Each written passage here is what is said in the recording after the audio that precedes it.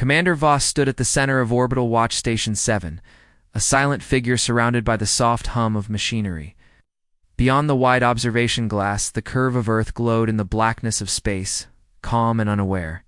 Inside the station, calm was an illusion. Sharp, urgent alarm cut through the air, a sound no officer wanted to hear.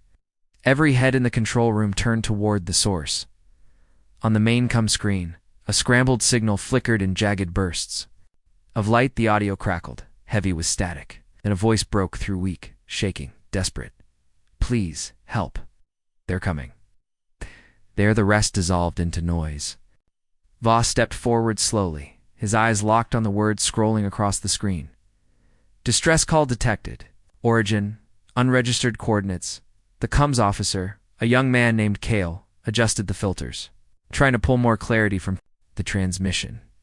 The voice repeated in fragments, the same plea, over and over. The pattern was wrong, but the desperation sounded real. Voss frowned. The signal was coming from a planet far beyond Earth's claimed colonies, deep in the frontier. Where explorers rarely went, no human beacon should be there.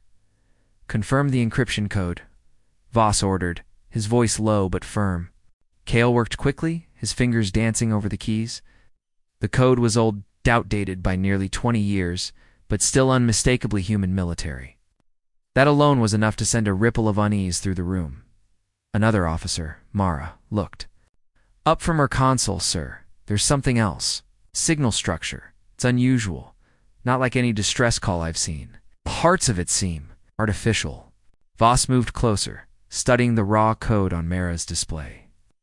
At first glance, it was a standard emergency broadcast. But buried inside were subtle, repeating patterns that didn't belong. Someone had inserted them deliberately. His gut tightened. "Is it a trap?" he asked quietly. Mara hesitated. "If it is, it's a good one." The voice played again, breaking and reforming in the static. "Please help. They're killing us." It was the kind of sound that stirred a deep instinct in any human listener. The urge to respond to save whoever was calling. Was the danger any ship hearing this would come running? The station's AI, calm female voice, spoke up from the overhead speakers. "Commander, analysis suggests a 91% probability the signal has been modified from its original form." Voss didn't like probabilities. Modified how? "Source markers indicate non-human packet signatures embedded within the data stream," the AI replied. "The signal is not purely human in origin." The words dropped into the silence of the control room like stones into deep water. No one spoke. Everyone knew what that meant. Someone out there wanted Earth's attention. They wanted it badly enough to fake being human. Voss straightened, his expression unreadable. "Patch me through to High Command. They need to hear this." Link to Earth took only moments to connect. On the secure channel, the face of Admiral Rhodes appeared, sharp-eyed and steady. Voss explained the situation quickly, transmitting the data package with the distress call. Rhodes listened without interruption, his face like carved stone. When the message ended, the Admiral's voice was like steel. "We do not ignore a human call for help, no matter how far. If it's real, we save them. If it's a trap, we make sure they regret it. Assemble a rapid response team. Fleet Command will dispatch the Resolute and escorts." The channel cut, orders were given. Alarms sounded again, this time for battle readiness. Crews moved through the corridors of the station with the speed of practiced training. Ships were prepped, fuel lines locked in, weapons checked, as the Resolute docked with the station to take on supplies and troops. Voss walked its main deck, feeling the faint vibration of its massive engines through the floor. Ow. Soldiers stood, in neat rows, their armor reflecting the cold light. They were silent, waiting for orders. Their eyes telling Voss they were ready for whatever was coming, but in the quiet of his mind, he felt the weight of what they didn't know. They were heading for a world that wasn't on any chart. They were answering a call from voices that might not even exist. Something in the code felt wrong, like a smile that hides teeth. Hours later. From the wide viewing port of the Resolute, the stars stretched into lines as the ship slipped into faster-than-light travel. Space became a river of light flowing past.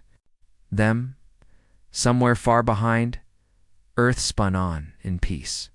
Somewhere ahead, in the cold and empty dark, something was waiting in the control pit.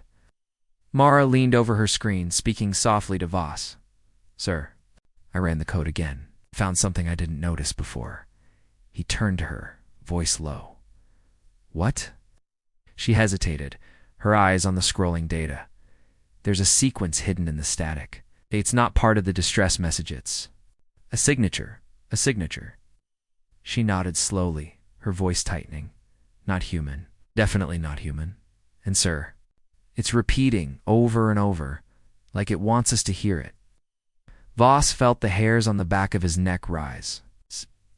The voice played again on the speakers, broken and pleading. But now, under the words, he could almost hear it something else. Whispering in a language he didn't understand, it's cold and patient, and far out in the blackness ahead of them, in a place no human had set foot, something unseen shifted. Waiting for the moment when the hunters would arrive, the Resolute cut through the dark like a blade, its hull glinting under the pale light of distant stars. Inside, the crew moved with the quiet discipline of soldiers who had seen too much to waste energy on unnecessary talk. Every corridor hummed with the deep, steady vibration of the ship's drive. Commander Voss stood on the bridge, eyes fixed on the swirling blur of faster-than-light travel. The planet that had sent the distress signal was still days away at this speed, but the tension already hung in the air like a storm waiting to break. Lieutenant Arn stepped up beside him, a tall, sharp-eyed woman who had served under him for 3 years. She spoke in a low voice. "I've been reviewing the logs from the station. That signal, it's too clean. Even the static feels." Voss gave her a sideways glance. "You think it's fake?" "I think Arn said slowly that someone went to a lot of trouble to make it sound real. It's too much trouble." Before Voss could answer, the ship's AI spoke from the overhead systems, her tone as calm as if she were announcing the weather. "Entering system perimeter in 72 hours. No registered human activity detected in this sector. Probability of encountering hostile forces classified." On the far side of the bridge, Mara sat at her console, still staring at the same block of code she'd been analyzing since they left. She had stopped looking for what was wrong with it. She knew something was wrong. Now she was trying to figure out why. Every time she dug deeper, she found the same strange pulse buried inside, like the echo of another voice beneath the human distress. In the mess hall that night, the soldiers ate in near silence. There was no usual laughter, no light talk about home. They all knew what it meant to answer a call from beyond the frontier. You didn't always come back. And when you did, you didn't come back the same. Private Loran leaned across the table, toward his squad mates. "You ever hear about the Meridian Trap?" he asked, his voice low. "Old story. Colony ship went missing years ago. Marines were sent to rescue them. When they arrived, the colonists turned out to be something else. Things wearing human skin. Not copies, not exactly. Just close enough to fool you, until they got close enough to touch you." Nobody laughed. In the still hours of the night cycle, Voss stood alone in his quarters, watching the playback of the distress call again and again. He wasn't listening to the words anymore. He was listening to the spaces between them, the pauses, the way the breath caught before the last syllable. Real fear didn't repeat exactly the same way every time. This did. The ship shuddered slightly. As it dropped out of FTL for a course correction, outside the forward viewports, the stars snapped back into place, and somewhere out there, far ahead in the dark, a faint red light flickered in the void just once, then was gone. Voss turned. To the comms officer. "Did you see that?" The officer shook his head. "Nothing on sensors, sir." But Voss knew what he'd seen. Something had been there, watching them pass. He returned to the bridge. "Keep the crew sharp," he said quietly to Arn. "Whatever's waiting on that planet, I don't think it's asking for help." The Resolute pushed on into the deep, its engines whispering through the silence of space. And behind them, unseen in the dark, something began to follow. The Resolute emerged from faster-than-light travel with a faint lurch, and the starfield ahead shifted into a still, cold view. The The planet hung below them, a swirling mass of deep green and shadowed valleys. From orbit, it looked alive but untouched. No city lights, no space traffic, no sign of civilization at all. On the bridge, the crew studied the sensor readouts. No thermal signatures, no communications, Mara reported. Only one signal, the distress call, still repeating. Voss leaned over her console. Source. It's coming from the surface, she said. Somewhere near the equator. Small clearing in dense jungle. Power source is weak. Could be portable. The landing team suited up in silence. The dropship's engines roared softly as it descended through heavy, cloud-thick skies. Rain streaked against the viewports and flashes of lightning lit the jungle. Canopy below in pale, momentary bursts. The smell of damp earth and vegetation filled the cabin when the hatch opened. Orin stepped out first, rifle in hand scanning the tree line. The jungle was silent, not just quiet, but wrongly silent. No bird calls, no insect hum, no rustle of small creatures. Even the rain seemed muted. The ground was covered in moss so thick it swallowed their footsteps. They moved toward the beacons. Coordinates, pushing through twisted vines and towering roots. After 20 minutes, they founded a small camp in the middle of the clearing. Human tents, a fire pit with cold ash, scattered supplies. Everything looked abandoned, but not decayed, as if it had been left only hours ago. Loran knelt beside, one of the tents frowning. Gear's here, food's here, even weapons. So why leave? Arn ran her hand over a crate. This equipment, it's clean. Too clean. No dirt, no weather damage. In this climate, you'd see signs in days. This looks like it was. Placed here. Before anyone could answer, movement flickered at the edge of the clearing. The team swung their weapons up, spreading into a defensive arc. Out of the shadows came a figure, a man in a torn jumpsuit, stumbling forward. His face was pale, streaked, with mud, eyes wide with terror. "Help me," he gasped. "They'll find me. They'll always find me." Arn stepped closer, keeping her rifle steady. "Who? Who's coming?" The man swayed, breathing hard. "The hunters." "Others. I got away. Please, you have to take me with you."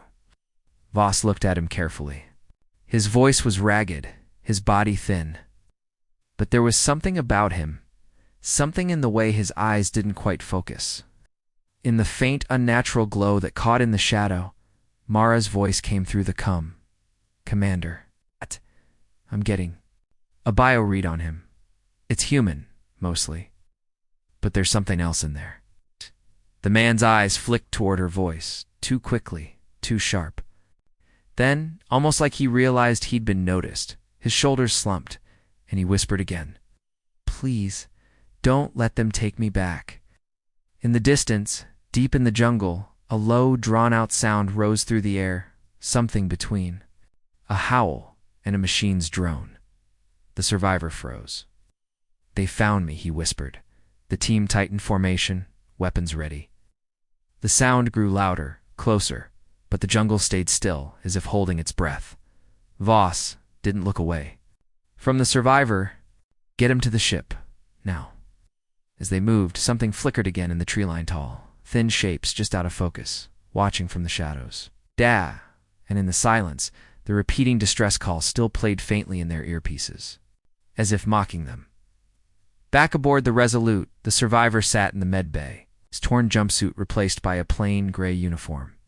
The white overhead lights cast sharp shadows across his face, making the faint, almost metallic sheen in his skin more visible. He sat perfectly still as the medical scanners passed over him, the faint hum filling the otherwise silent room. Dr. Rin studied the readings, her brow furrowed. "His DNA is 98% human," she said slowly. "But the rest," she tapped the screen, showing Voss a twisting strand of data. "It's engineered. Not just modified.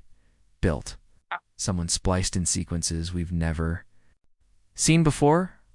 Arn stood near the door, arms folded. "So what is he, clone? Hybrid?" The doctor shook her head. "I don't know. But whatever it is, it's deliberate." Voss stepped closer to the man. "What's your name?" The survivor's gaze lifted. His eyes too bright, too sharp, met Voss's without blinking. "Call me Karin." "Where'd you come from, Karin?" Karin's voice was steady, but there was a tremor underneath. "We were part of a mining crew. Contract work. They came out of nowhere, ships unlike anything I'd ever seen. They took us. Tested us. Some of us didn't come back." His gaze dropped to the floor. "I escaped. I sent the signal. I didn't think anyone would hear it." Mara, listening from the corner, frowned. "That's not what the signal says." Karin glanced at her. "What? You said you sent a call for help?" "The beacon we found was automated, running on an old military code. It was transmitting long before you claim you escaped." For just a fraction of a second, his jaw tightened. "Maybe I'm confused," he said quietly. "It's hard to think straight when you've been hunted." Voss didn't press him yet. Instead, he said, "These hunters. What are they?" Karin's voice dropped lower, almost a whisper. "They're not after planets. They're after people. They take humans, study us sometimes. They wear our faces." The room was still. Even the medical scanners seemed quieter.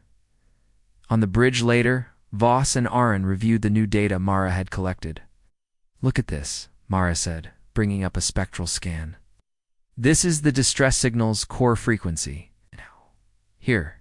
She overlaid a second pattern. "This is a communications burst from a known hostile species, recorded 10 years ago. Notice anything?" The two patterns matched almost perfectly in their hidden structure. "So the human call for help," Aaron began, "was built on alien code," Mara finished. Voss stared at the display. "Then Karin didn't just stumble onto our landing zone. He was meant to be found."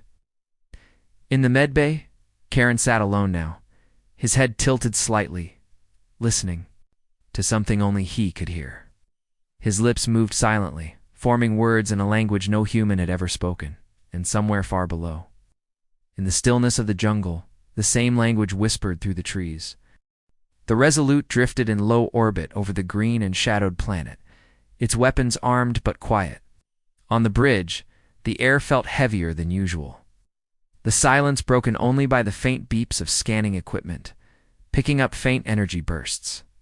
From the surface, Mara reported, deep underground, could be a base, or something worse. Voss leaned forward in his command chair. Location: 60 kilometers north of the landing site. Shielded, but not enough to hide from our sensors. Before they could decide on a course, a sharp tone cut through the room, an alert from the medbay. Aaron was already moving. "It's Karin." They found him standing in the center of the medbay, eyes closed, hands clasped around something, small and black. Rin's medical drones hovered around him, unable to scan past the object. "What is that?" Aaron demanded. Karin's eyes opened slowly, glowing faintly under the light. "I don't know. I woke up with it." Aaron reached for it, but Karin stepped back. "It's not dangerous," he said too quickly. Voss's voice cut through. Calm but sharp. "Give it to her." For a long moment, Karin didn't move. Then, slowly, he handed over the device. It was smooth and cold, no seams or markings, except for a faint pulse of light that ran across it every few seconds. Mara's voice came over the commander. "That object is emitting a beacon signal. Directional. It's pointing straight." At the Resolute, the pulse quickened. An alarm blared on the bridge. Multiple contacts dropping out of FTL. The sensor officer shouted. "Unknown configuration. No human registry. They're surrounding us." The forward screens lit up, with the image of alien ships, sleek, black, bristling with strange, blade-like structures. Their hulls seemed to bend the starlight around them. A voice filled the Resolute's comm system, speaking in perfect English. "Cold, deliberate humans. You answered the call." Voss's jaw tightened. "This was never a rescue," he muttered. Alien voice continued. "We wanted you here. Now, you are exactly where we need you to be." On the surface below, deep underground, the energy bursts grew stronger, like something waking up. The Resolute's shields flared under the first volley of fire. Karin sat silently in the medbay now, watching the chaos on the monitors. His lips curled into the faintest smile, The first salvo slammed into the Resolute's shields, sending a shudder through the deck. Warning lights flashed red across the bridge, and the low thrum of the ship's engines deepened as they pushed. Power to defensive systems. Shields holding at 78%, the tactical officer called out. Multiple enemy ships, locking weapons. They're targeting engines and comms. Voss's voice was steady, but there was steel behind it. Return fire.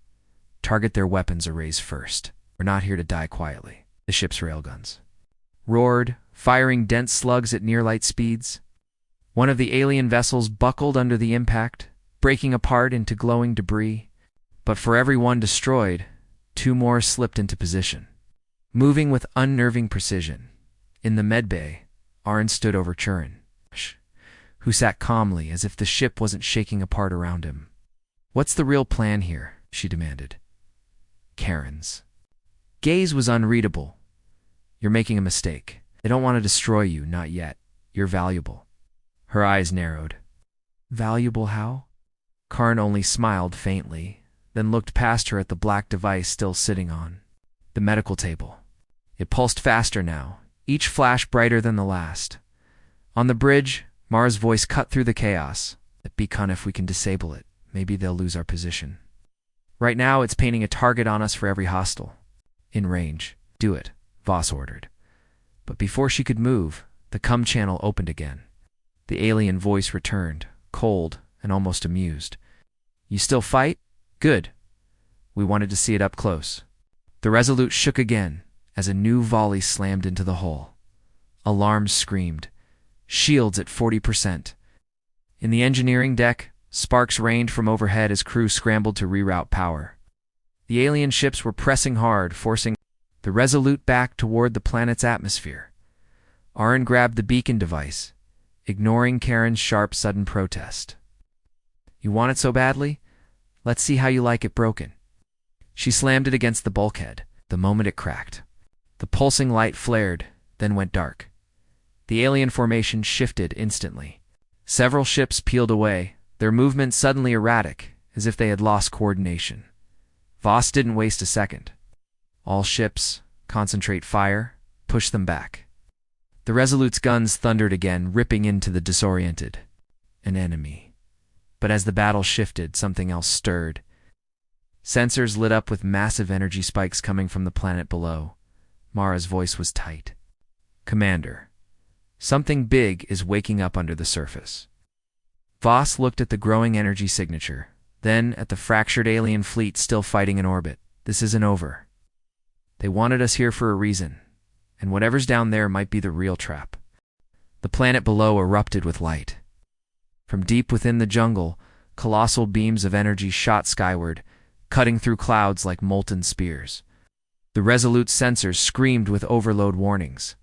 Massive power surged from the surface. Mara shouted over the alarms. "It's not a base, it's a weapon." Through the viewport, a structure began to rise from the tree, lining an enormous black metal spire covered in alien glyphs. Segmented panels shifted and locked into place as it unfolded like a mechanical flower. At its tip, an orb of red light swelled.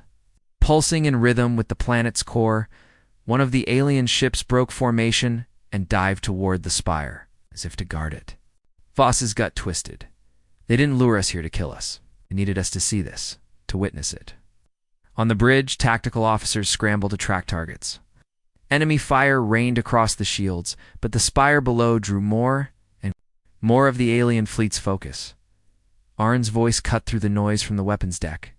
"Commander, whatever that thing is, if it finishes charging, it's going to hit something big.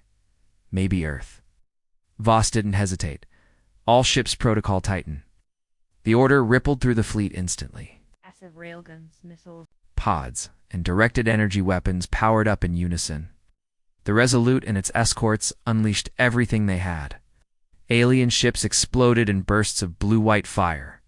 The airless dark filled with the silent bloom of wreckage. A boarding party Yaren among them launched in a dropship toward the spire, skimming through burning debris. As they closed in, enemy fighters swooped low, spitting fire. Hull rattled under the impacts, but it didn't slow. They landed hard on a metal platform near the base of the spire. The heat from the structure radiated through their boots.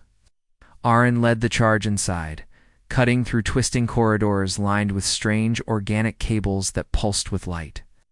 The deeper they went, the louder the low hum became, until it vibrated in their bones, in the heart of the spire. They found rows of transparent pods, hundreds of them, each holding a still form. Pale faces, human faces. Laurent stared in horror. They're all copies. Not copies, Aaron said grimly, stepping closer to a pod. Experiments. Failures. At the far wall, a console pulsed with alien script. Aaron pulled a small data drive from her belt and plugged it in, uploading virus to their network. Once it spreads, Earth will know where to find them. Above them, the red orb at the spire's tip reached its brightest point, then flickered. The virus was spreading faster than expected, destabilizing the entire structure. Time to go, Aaron shouted. They sprinted for the dropship as the spire groaned, its panels twisting violently. Lightning-like arcs of energy ripped across the sky. Back in orbit, the Resolute turned its main railgun on the spire. With a single earth-shaking shot, the weapon tore through the alien construct, shattering it into burning fragments that rained down into the jungle. The remaining alien ships broke off, scattering into the void. For the first time since arriving, the space around the planet was silent. But Voss's voice was cold as he watched the destruction below. Now we know where they are, and next time, we bring the war to them. The Resolute limped back toward the Sol system, its hull scarred and blackened from the battle. Whole sections of the ship were sealed off, and the faint smell of burned metal still hung in the corridors. Crew members moved with quiet purpose, repairing what they could. Mourning in silence for those who hadn't made it back, Voss stood at the observation deck. Earth growing larger in the viewport. The planet looked peaceful from here: blue oceans, white clouds, green continents. It was hard to believe that beyond that calm sky, there were species who saw humanity not as neighbors, but as prey. Aaron joined him, her armor still bearing scorch marks from the spire assault. Command received the data from the virus. She said they know where the aliens are based, deep in uncharted space. Voss didn't take his eyes off Earth. Good. They wanted our attention. Now they have it. In the communications bay, a message was prepared, short, direct, and meant for every listening ear in known space. It was transmitted across all channels, human and alien alike, to those who hunt us, to those who mimic our faces. Stop. If you pretend to be us, if you harm our people, we will find you. We will not hide. We will not run. We will answer. With fury, the words echoed through the void, carried on beams of light to star systems near and far, on a distant world. In a vast alien council chamber, the broadcast played on a tall crystalline display. The chamber was silent except for the faint hum of translation systems. A tall figure in black armor stood at the edge of the circle, its alien eyes unreadable. "We woke the humans," it said in its native tongue. "Now we will never sleep." Again, back aboard the Resolute, Voss finally turned from the viewport. "Set course for repairs," he told the helmsman. And after that, for their home. The engines flared, and the ship slipped forward into the deep. Had not saw it was coming, but this time, humanity would be ready.